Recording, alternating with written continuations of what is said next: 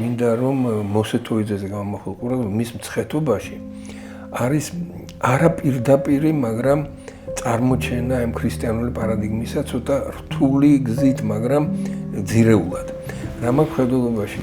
აქ არის სუფრა წარმოჩენილი, სხვადასხვა სოციალური ფენის ადამიანები არიან თავმოყრილი, აქ არის დღესასწაულის სივრცე და დღესასწაულის სივრცე ნიშნავს რუტინული, ყოველდღიური ყოფითი გარემოდან, ასე ვთქვათ, გასვლას და რაღაცა, ასე ვთქვათ, უფრო მაღალ განზომილებასთან შერთვას, არა?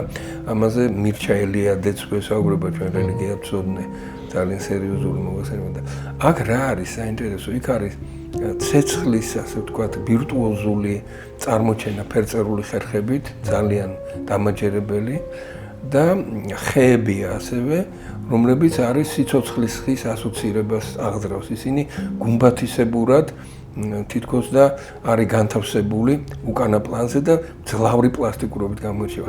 თვითონ ეს ადამიანების ჯგუფი არის როტაციული რიტმით თითქოს ფერხულისებურად გაერთიანებული და აქ ერთობის სულია. და ქართულ ტრადიციულ დარბაზულ არქიტექტურაში, რომლის ალუზია არის ეს მხატვრობა, დიდწილად არის სწორედ მნიშვნელოვანი კერის და დედაბოძის ერთობა.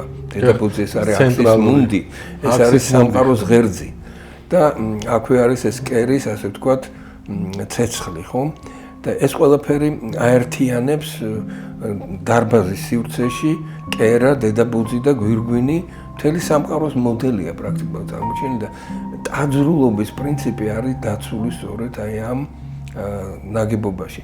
მაგრამ რა არის საინტერესო, რომ თვითონ ამ ნაგებობას გარდა დარბაზისა ეწოდებოდა ერთობის სახლი. ის ერთობის სულისკვეთება, რაც ამ სურათშია წარმოჩენილი, არის ძალიან დამაჯერებლად მოწყვილი. მაგრამ თავარი კიდევ რა არის აქ? არ მხოლოდ დარბაზის ალუზია, არამედ გაჩირაღნებული სვეტიცხოველი და იქვე მცხეთის ჯვარი. ანუ მთელი საქართველოს ერთობის თუ შეიძლება ასე თქვას ხატებაა.